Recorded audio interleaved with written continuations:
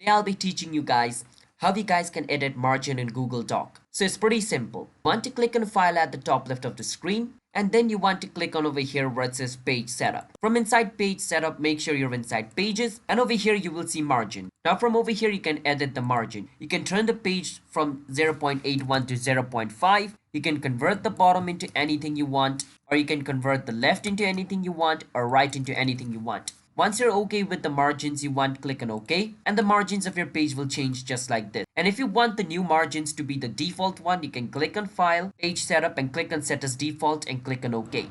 If you do that, the next time you create a new document, it's going to use the same margin which you currently have. So that is basically how we guys can edit margins in Google Doc. So if you guys found our video helpful, then hit the subscribe to our channel one step for future videos like this. And if you guys have any question, you can feel free to ask us in the comment. I'll be happy to answer you guys. I'll see you guys in my future video. Until then, bye bye. Have a nice day.